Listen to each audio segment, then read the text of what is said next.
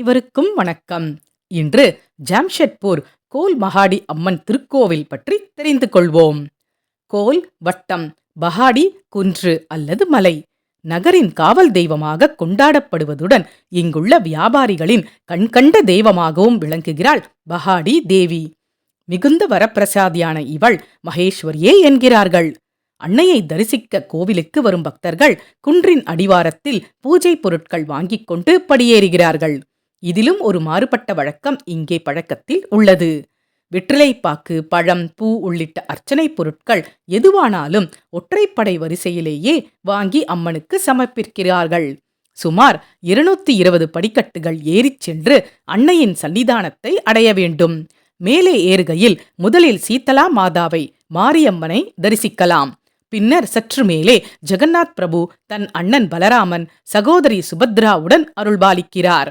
அடுத்து பஞ்சமுக ஆஞ்சநேயர் கால்களுக்கு கீழே மயில் ராவணனின் எலும்புக்கூட்டினை இருத்தியவாறு காட்சியளிக்கிறார். அவரை வணங்கிவிட்டு முன்னேறி நடந்து சென்றால் அன்னை பஹாடிமாவின் தர்பாரை அடையலாம். ஒரு புறம் பக்தர்கள் நேர்த்திக்கடனை செலுத்தும் விதமாக குழந்தைகளுக்கு மொட்டை அடித்து காது குத்தும் சம்பவங்கள் நடந்தேறுவதை காண முடிகிறது.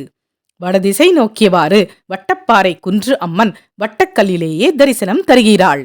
ஆம், பிண்டி ரூபத்தில் காட்சியளிக்கிறாள். ஆதியில் அம்மன் வட்டப்பாறை மீது வட்ட வடிவத்திலேயே இருந்ததாகவும் பின்னாளில் பிண்டி ரூபத்தின் மேல் அம்மன் திருமுகம் சாத்தப்பட்டதாகவும் பரம்பரை அறங்காவலர் குடும்பத்தின் 5வது தலைமுறையை சார்ந்த தற்போதைய அறங்காவலர் தெரிவிக்கிறார். பக்தர்கள் தாங்களே அம்மனுக்கு வழிபாடு நடத்தலாம். அந்த சிறிய கருவறையில் பக்தர்கள் சிறு சிறு குழுக்களாக வந்து பூச்சொரிந்து கருகுமணி மாலை, வளையல்கள், சிந்தூரம் முதலியவற்றை அம்மன் முன் வைத்து நிறைந்த மனதுடன் துன்பம் துயர் நீங்க வேண்டிக் கொள்கிறார்கள். வேண்டுதல் நிறைவேறிய பின்னர் மீண்டும் வந்து தங்கள் வசதிக்கேற்ப அம்மனுக்கு கைங்கரியம் செய்து நன்றி தெரிவிக்கிறார்கள்.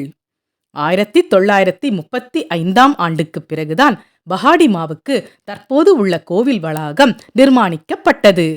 மலையில் தோன்றியவள் என்பதால் மலைமகளான அன்னை பார்வதியின் அம்சமே இவள் என்று சொல்கிறார்கள் பக்தர்கள். வரப்பிரசாதியான பஹாடிமாவை மனதில் இருத்தி வணங்குங்கள். உங்கள் வாழ்வில் சௌபாகியங்கள் நிறைந்திட அருள்வாள் அவள். ஓம் சக்தி. நன்றி. வாழ்க வளமுடன்.